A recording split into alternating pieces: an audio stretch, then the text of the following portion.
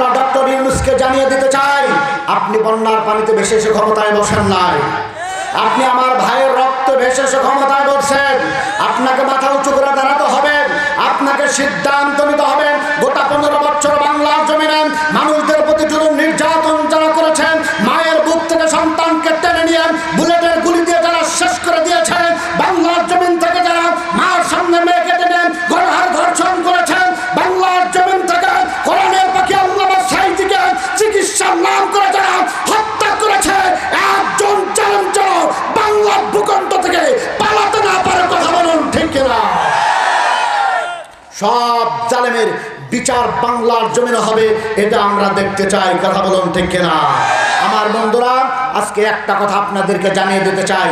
অতীতে যারা আওয়ামী লীগ করেছেন কিন্তু মানুষের বাড়িঘর জ্বালিয়ে দেন নাই, অতীতে আওয়ামী লীগ করেছেন কারণ আমি মিথ্যা হামলা মামলা দেয় নাই, অতীতে আওয়ামী লীগ করেছেন কোনো মানুষের প্রতি খারাপ ধারণা পোষণ করে নাই, মানুষের প্রতি খারাপ কিছু করে নাই, ওদেরকে মাফ করে দেন, বলুন ঠিক কিনা?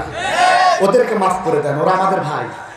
কিন্তু যে অপরাধ করেছে শাস্তি তারা পেতেই হবে, কারো কাদের রেহাই পাবা না, কথা বলুন ঠিক কিনা? আমরা তো সালমান এফ রহমানকে চিনছি, কথা বলেন না কেন? কোটি কোটি টাকা চুরি করছে, ওর এক ব্যাংকে আছে কত 36,000 কোটি টাকা, ওরে আর জীবন গুনতে দিলে গুনে শেষ করতে পারবে না, এত টাকা চুরি করছে, কথা বলেন না কেন? এই চোর, এরা চোর, এদের বিচার হতে হবে, এদের বিচার না হলে জাতির সাথে বেইমানি করা হবে, কথা বলুন ঠিক কিনা?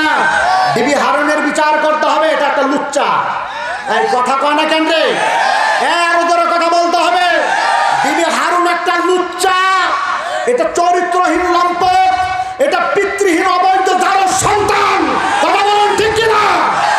ওর সময় আমরা দেখেছি পরিমণির হাতে মেহেদি দিয়া বের হয়, অথচ কোরআনের পাখিদেরকে ডান্ডা বেরিয়ে পড়ে আদালতে তোলা হয়, এরা বলেন ঠিক কিনা? এই দিনকে আপনারা ভুলে গেছেন, আপনারা ভুলে গেছেন। ভুলে যদি যান তাহলে খেলা আবার শুরু হবে।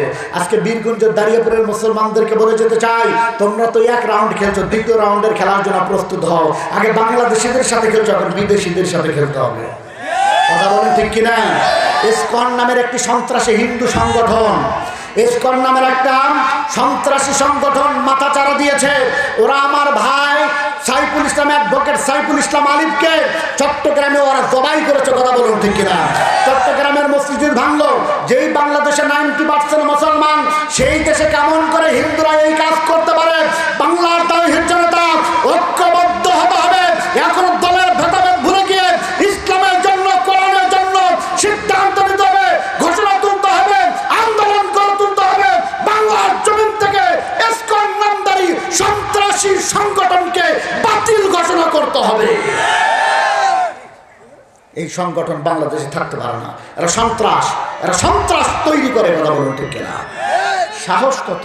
ওরা আমার ভাইকে হত্যা করে, ওরা আমার ভাইকে হত্যা করে, এদের সাহস কত আপনি চিন্তা করে দেখেন। বাংলাদেশে বসে গতকালকে দেখলাম মসজিদের সামনে দোল বাজাচ্ছে। কোন দান্দা থাকেন আপনি? তো খালি শাকিব খানের ছবি দেখার ভক্ত। হ্যাঁ, ইন্ডিয়া ইন্ডিয়া বাঁচতে চায় চাকল। আমার বন্ধু, আপনি সিনেমা দেখেন, আপনি খবর রাখেন না কেন?